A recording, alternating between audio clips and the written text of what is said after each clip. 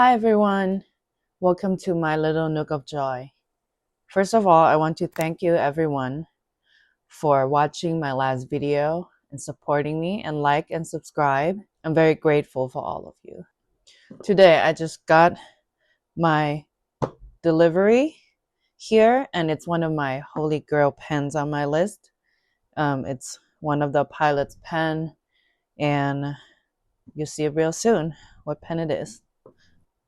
First of all, I bought this from Atlas Stationers from their website.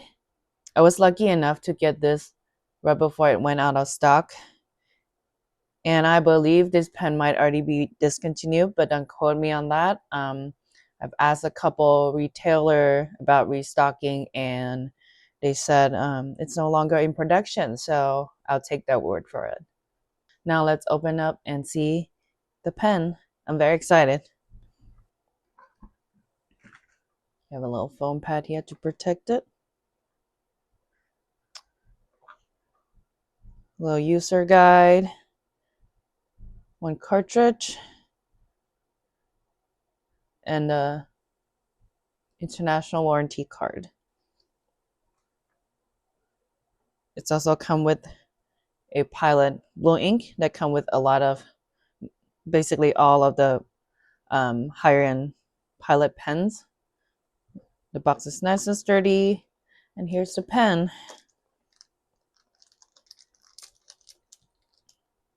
I'm so excited. Let me move the box away. As you can see here, the pen I got is a Pilot Custom 743 in Verdigris. It's a North America exclusive color. Very exciting because usually Pilot doesn't come out with many fun colors, except some of their limited edition, special edition that mostly sold in Japan.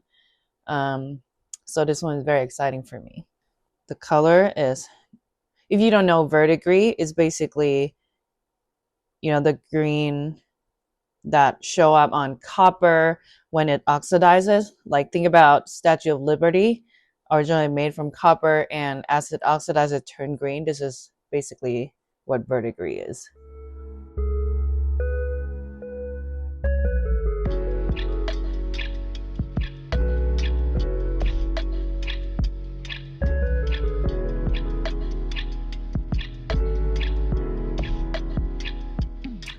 I got the pen in Falcon Nib. You can see the FA there. It's Pilot number 15 nib. Let's make sure it focus there.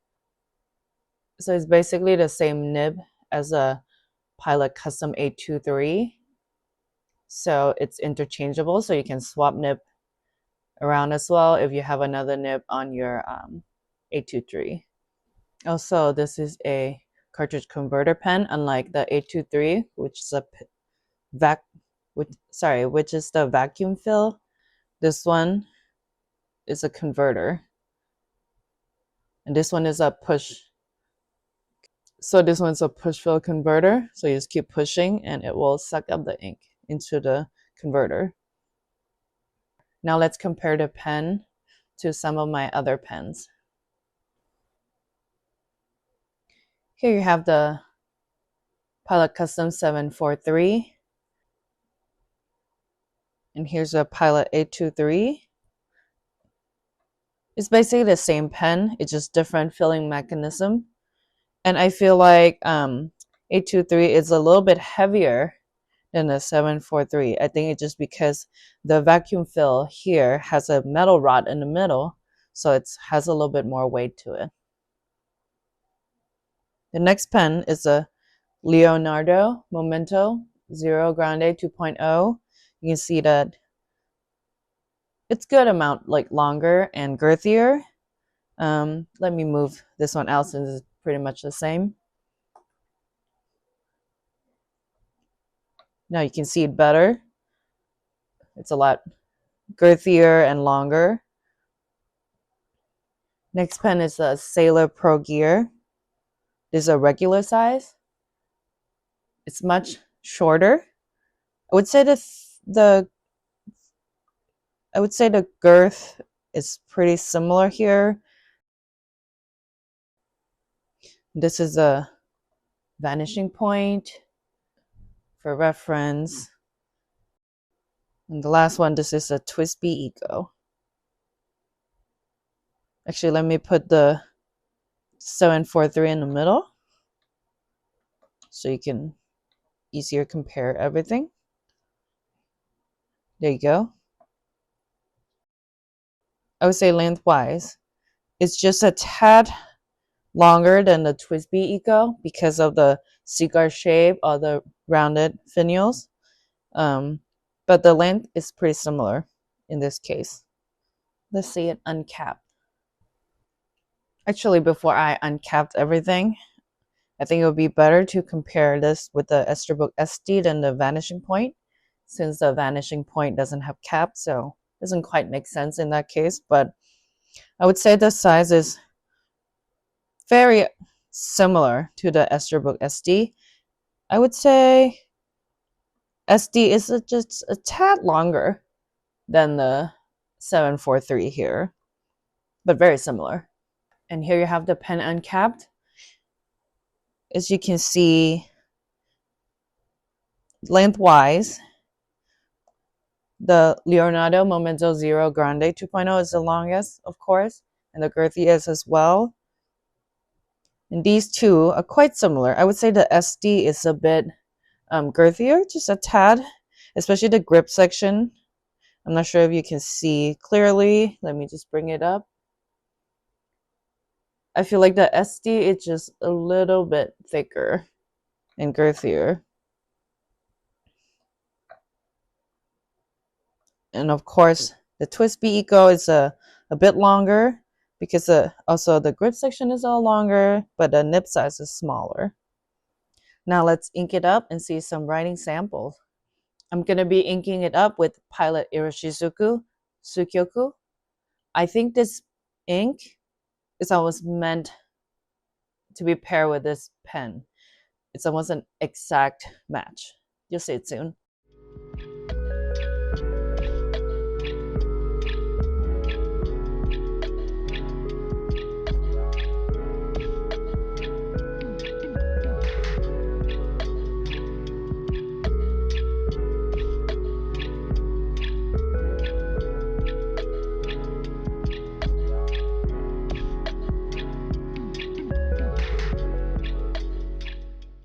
Here I'm going to test the nib with some pressure versus regular writing with minimal pressure. You can see with the regular writing on the figure 8 here, it's quite smooth. And if you write with some pressure on a downstroke, it'll give you this very nice line variations. I think if you never use any type of, like very soft nib or flex nib, it takes a little bit of learning curve here. I'm not quite used to it, so I think the angle of how you hold the pen matter. You can see that when I write it the second time and I hold the pen a little differently, I have a better control over the line.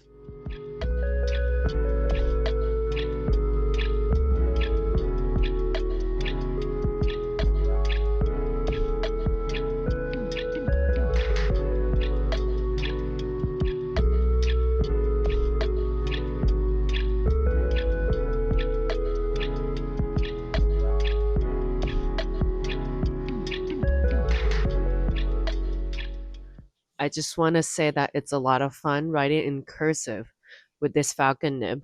And the Pilot Iroshizuku Suikyoku ink is such a great match with the color of the pen.